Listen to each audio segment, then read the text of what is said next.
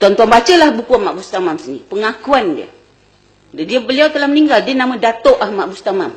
Ya, makna akhir hayatnya dia iktiraf ke feudalisme sebab dia dapat datuk juga. Ya, so maknanya, tapi itu kebiasaan adat istiadat kita, bukan suatu yang salah. Itu membezakan adat Melayu ataupun sekarang dah jadi adat Malaysia kan, Tan Sri, Datuk, Tun, ya, dan sebagainya. So itu memang dalam sistem kita, tak ada salah. Tetapi saya nak menunjukkan bahawa penubuhan Partai Kebangsaan Melayu Melaya adalah atas inisiatif Parti Komunis Melaya dengan duit RM1,000 untuk diadakan perarakan di Bandar Ipoh pada 17 Ogos 1945. Dan memang Partai Kebangsaan Melayu Melaya ini ditubuhkan lebih awal daripada UMNO. UMNO ditubuhkan pada 11 Mei secara rasmi, tetapi Partai PKMM ditubuhkan pada sempena hari kemerdekaan 1 tahun Indonesia. Sebab itu Ahmad Bustamam, sebab itu Dr. Bahanuddin sebagai Presiden PKMM menggunakan sangsaka merah putih. Bendera Indonesia yang sekarang, merah dan putih, dipanggil sangsaka merah putih. Dan juga menggunakan lagu Indonesia Raya untuk menunjukkan affiliationnya, hubungannya dan cintanya kepada tanah air asalnya, iaitu Minangkabau dan Indonesia. So maknanya tuan-tuan, ini adalah sejarah. Ya? Dan fakta ini tak boleh diubah. Sebab tuan-tuan tak tahu, tuan-tuan tak buat research, dekat generasi Y tak tahu buat research, maka dia dengar senang-senang saja orang pokok tambah. Balik baca buku. Inilah masalah. Ya? Bukan apa, tapi betul lah. Ya? Kadang kita tak tahu, kita cari. Jangan kita kata berguru pada lutut sendiri, susah. Ya? Okey, tuan-tuan dan puan-puan, itu satu episod. Jadi, bila British bersetuju untuk berunding dengan Raja Melayu dan UMNO, maka PKMM dan Parti Komunis Melaya merasa tak sedap. Dan pada masa itulah, dia mula menjadi penentang kepada British, Raja-Raja Melayu dan terutamanya menjadi penentang kepada UMNO. Dan akhirnya kita dapati mereka mengadakan relay dan akhirnya mereka bergabung. Semua parti-parti Melayu, PKMM, API, AWAS, Batas, Buruh, semua bergabung dalam satu organisasi dipanggil Putra. Dan orang bukan Melayu yang diketuai oleh Tan Cheng Lock, yang kemudian bersama-sama dengan Tengku Berrahman. Masa itu dia belum sokong Tengku. Masa itu dia tak sokong lagi Dato' An. Ya, Tan Cheng Lock. Masa itu ditubuhkan All Malayan Council of Joint Action. Pusatnya di Singapura. Sebab dia menuntut hak yang sama dalam Persekutuan Tanah Melayu. Dan itulah sebabnya British berusaha untuk mengadakan rundingan-rundingan lanjut dan akhirnya British membuka kewarganegaraan dengan persetujuan Raja-Raja Melayu, memberi kerakyatan kepada mereka yang lahir di negeri-negeri Melayu. So Tan Cheng Lock bersetuju dan akhirnya dia bekerja di sebelah pihak UMNO. Sebab itu UMNO, MCA dan MIC kemudian berunding, buat parti perikatan dan akhirnya mereka menuntut kemerdekaan daripada British. Tapi soalnya Parti Komunis Melaya gagal mendapat apa yang diminta. So akhirnya bila British isytiharkan darurat kerana tindakan mereka membunuh orang, yang merosakkan ladang getah, merosakkan kereta api dan sebagainya dan membakar kampung-kampung, maka akhirnya British isytiharkan darurat. Maka dengan itu, dengan Akta Darurat 1948, maka terharamlah semua parti-parti tersebut. Nah, itulah menyebabkan mereka masuk ke dalam hutan. Nah, kita sebenarnya golongan Melayu ni ada dua, yang radikal atau kiri. Golongan seperti Ahmad Bustamam, Burhanuddin, mereka tak masuk hutan. Tetapi yang masuk hutan ialah orang-orang muda yang semangat juangnya sangat tinggi pada masa itu, berkobar-kobar. Maka dia rasa dengan kekerasan senjata dia boleh tumpaskan British dan juga boleh rosakkan kita kata sistem kita dan terutamanya boleh menentang UMNO. Dan UMNO pada masa itu dianggap sebagai anjing penjajah. Mereka jadi anjing komunis tak sedar. Ya? Dan ini bukan apa, literal thinking lah. Ya? Maksudnya benda itu jelas. Jadi kalau kita kata orang ni, tetapi kita dapati akhirnya dalam pilihan raya 55, keputusan rakyat, Perikatan menang 51 kursi. PAS 1 kursi saja.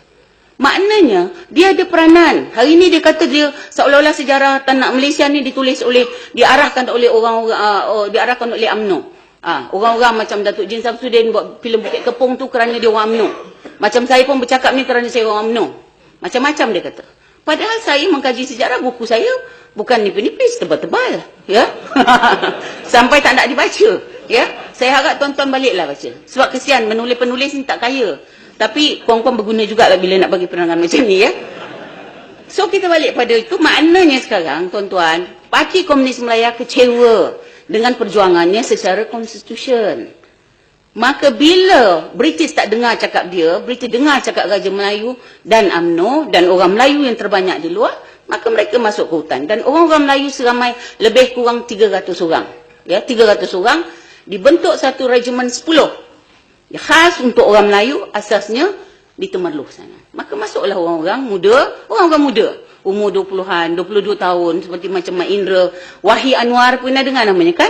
Seperti Ibrahim Cik, yang sekarang dah duduk rehat-rehat di sebuah taman di Temerloh, ya. Lepas tu kita Abdullah Sidi, Rashid Maidin, semuanya masuk dalam pasukan Regimen 10.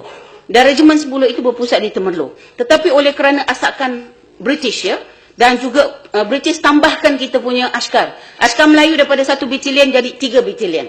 Kita tambah dengan Home Guard. Kita tambah dengan Special Constable, Polis, SC. Kita tambah juga anggota-anggota polis. Wanita kali pertama diambil menjadi anggota polis. Ibu-ibu di kampung juga diajar bermain senjata, senapang. Ya. Kita tengok biasa dalam siaran kerajaan. Itu semua realiti. Ya. Dan akhirnya, komunis diasak. Dan mereka terpaksa menjalankan perjalanan jauh.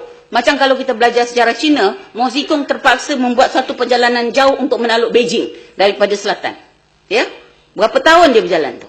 Ya, jadi orang komunis di Tanah Melayu pun ikut juga modus operandi Mao Zedong. Mereka bergerak hutan ke hutan. Ya, hutan ke hutan. Dan akhirnya mereka tiba ke sempadan dan mereka buat penempatan di sebelah sempadan Siam. Sebab itu kita dapati kegiatan-kegiatan memburu komunis banyak berlaku di sempadan Kelantan, Perak, Kedah, dan juga apa kita kata di kawasan hutan-hutan Banjaran Titi Wangsa, ya, terutama di Pahang. So maknanya tuan-tuan, ini satu cerita sejarah, satu fakta sejarah yang bukan boleh ditukuk tambah, yang menunjukkan bahawa komunis mengangkat senjata kerana itu modus operandinya. Jadi kalaulah sebagian besar rakyat Tanah Melayu pada masa itu duduk di luar, termasuklah Burhanuddin dan Ahmad Bustamam, mengapa pula Mat Indra nak jadi hero? Kenapa you tak naikkan, kalau you nak naikkan Ahmad Bustamam ataupun Burhanuddin? Kerana mereka itu tidak ada kepentingan kepada orang-orang tertentu, ya. Sebab Mat Indra ni terlalu kecil untuk diambil. Kemudian lagi satu perjuangan ialah penubuhan Malaysia. Ini banyak orang tak tahu. Tuan-tuan dan puan-puan, saya percaya Tan Sri Tun boleh akui ini, bahawa dalam peristiwa 13 Mei 1989, tidak, dalam penubuhan Malaysia 1993, kita dapati ada gerakan menentang penubuhan Malaysia daripada dalam. PAS yang dipimpin oleh Burhanuddin dan Ahmad Bustamam yang memimpin Parti Rakyat Melayu telah menentang idea penubuhan Malaysia kerana Tengku Abdul Rahman tidak masukkan Indonesia dan Filipina di dalam gagasan Malaysia. Ya, Tengku bersama dengan British hanya merancang kemasukan Singapura, North Borneo, Sarawak dan juga Brunei. Tetapi mereka kumpulan pembangkang dan mereka aktif. Penubuhan Malaysia dibentangkan di dalam Dewan Rakyat sebanyak 3 kali. Ya, dan mereka beri pendapat. Tentu mereka bagi pendapat, mereka menentang penubuhan Malaysia kerana tinggalkan Indonesia. You mesti ingat Indonesia Raya tadi, macam banyak yang dikatakan, bermula dengan Ibrahim Haji Yaakob. Ibrahim Haji Yaakob pada tahun 45 cuba masuk ke Indonesia Merdeka, tapi gagal, dia yang pergi ke sana. Ya, dan dia kemudian dapat jadi governor bank, kemudian dia mendapat menjadi ketua tentera Riau dan akhirnya beliau meninggal dan dikebumikan di Makam Pahlawan Indonesia. Adakah dia seorang nasionalis Malaysia atau Indonesia? Tanyalah diri sendiri. Ya. So, lepas Ibrahim Yaakob pergi sana, maka Burhanuddin gantikan. So, Burhanuddin, Ahmad Bustamam dan juga orang-orang PAS macam Ustaz Osman Abdullah, Datuk Asri Muda, nama-nama PAS yang dulu-dulu, ya. Mereka melihat bahawa perjuangan mereka ialah Melayu dan Islam. Sebab itu dia mahu Melayu punya rumpun. Ya, Melayu Raya itu dihidupkan melalui Malaysia. Tapi Tengku dan British tidak bersetuju dan United Nations terpaksa sokong penubuhan Malaysia. Ya, tetapi satu perkara berlaku Revolusi Brunei pada tahun 1962. Revolusi Brunei ini adalah pimpinan A.M. Azhari yang merupakan kawan Ahmad Bustamam yang tubuhkan Parti Rakyat Brunei ikut model yang dibuat oleh Ahmad Bustamam.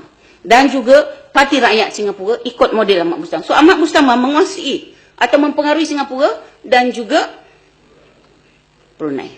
So berlaku pemberontakan, memang Parti Rakyat Brunei menang 16 kursi tetapi dia tidak diiktiraf. British pengaruh Sultan jangan merdekakan. Maka akhirnya Sultan terpaksa minta pertolongan, lari ke Kuala Lumpur, bukan larilah, minta maaf ya, dia datang ke Kuala Lumpur dan di sana Tengku Abdul Rahman menghantar 250 orang polis, kalau tak silap saya, ikut rekod, untuk tolong selesaikan revolusi di sana. Dan orang-orang inilah tuan-tuan yang kemudian digunakan oleh Indonesia di bawah Soekarno untuk menjadi gerila di bawah persatuan ataupun kita kata pergerakan rakyat Kalimantan Utara atau PARAKU. Ya, PARAKU. Saya percaya ini semua dalam sejarah. So maknanya gerakan komunis dalam masa Malaysia bukan sahaja dah pendek dah. Bukan sahaja ya berlaku, tak apa kan beli soalan. Bukan saja, maknanya Parti Komunis Melaya dia dah diisytiharkan 1960 habis. Tetapi sebenarnya pada tahun 67 diangkat senjata sekali lagi melalui idea penubuhan Malaysia. Dan inilah bila Indonesia mengganyang Malaysia, maka Parti Komunis Indonesia di bawah Subandrio dan Aidit yang mengelilingi Soekarno telah bekerjasama dengan Parti Komunis Melaya, Parti Komunis Vietnam, Parti Komunis China untuk ganyang Malaysia. Dan kita tahu itu lagi satu peristiwa penting yang menyebabkan akhirnya kita kena dijaga sekali lagi ataupun dibantu oleh pasukan Commonwealth. Sebab itulah banyak pasukan Commonwealth di Terendak Camp di Melaka dan sebagainya, seluruh tanah Melayu. Sebab kita belum ada kekuatan tentera polis yang cukup untuk menjaga keselamatan. Lagipun British mahu menjaga kepentingannya. Tetapi Malaysia sebagai bekas tanah jajahan British, kita adalah anggota Commonwealth, maka memang kerjasama dengan British, dengan Eropah, dengan Barat sampai sekarang berlaku. So maknanya tuan-tuan, Parti Komunis Melaya bukan calang-calang parti. Mat Indra adalah ikan bilis, ya, yang digunakan ataupun memang terpengaruh dengan komunis, ya, dan cuba mengangkat senjata. Parti Komunis Melaya sampai hari ini bagi saya masih lagi ada. Ya, kalau kita tengok bersih nama Rashid Maidin, Samsia Pakir dan sebagainya masih lagi dilaungkan. Dan dari segi strategi hari ini perang psikologi, cyber, ya, memang dilakukan. Apa yang berlaku pada hari ini nak menaikkan Muhammad Indra bagi saya adalah satu cyber yang memang digunakan oleh pihak-pihak yang tertentu untuk memberi suatu keadaan yang tegang dalam negara ataupun memberi satu keadaan yang bingung di kalangan generasi supaya apabila mereka tidak yakin dengan apa yang ada sekarang, mereka akan membuat alternatif baru dan tentunya mereka lebih percaya kepada benda yang baru, ya, benda yang baru yang belum tahu, ya, belum tahu lagi kesannya kepada kita. Memang orang kaji sejarah, kita kaji benda yang dah lepas. Kadang-kadang elok jadi orang tua slow-slow sikit, ya. Sebab orang tua-tua ni banyak pengalaman, banyak kita baca. Kalau orang muda dia main gedah saja. Bila dia gedah, kalau dia termasuk jerangkap sama, putus kaki, kodong kaki. Itu sebab bila saya buat kajian tentang Back 69, tentang askar-askar kita yang telah berjuang menentang komunis, saya simpati. Gaji mereka cuma RM100 saja mula. Ya? Bila mereka pencen, gaji mereka RM900. Baru sekarang kerajaan buat perubahan, gaji allowance besar-besar. Tetapi mereka dengan tulang pak kerat, dengan bawa 60-70 kilo barang makanan, senjata, ubat untuk duduk dalam hutan selama 3 bulan. Tak ada jumpa isteri, tak ada jumpa anak, meredah hutan belantara. Tuan-tuan bayangkan, kita duduk di luar sedap-sedap. Bapak saya jadi SC, dia pernah bunuh komunis sebab dia jaga Kampung Baru. Tapi dia setakat SC di Kampung Baru. Tetapi ini mereka yang betul-betul masuk dalam hutan. Saya percaya orang-orang seperti ini tak bolehlah kita katakan pembelot bangsa. Sebab yang dibela adalah negara, yang dipercayainya adalah negaranya. Dan yang dibela adalah keamanan untuk keselamatan penduduk-penduduk lain yang mungkin menjalankan perniagaan, ya, di bandar-bandar di Pekan, yang menjadi guru-guru di sekolah atau menjadi pekerja-pekerja pejabat. Ya, macam hari ini. So, tuan-tuan dan puan-puan, saya rasa itulah sumbangan yang patut kita hargai kepada mereka, dan tentunya saya sendiri berpendapat bahawa berdasarkan kajian-kajian saya, Mat Indra bukanlah seorang pejuang, tetapi sebaliknya seluruh pasukan keselamatan negara kita adalah pejuang yang sebenarnya. Terima kasih. Assalamualaikum.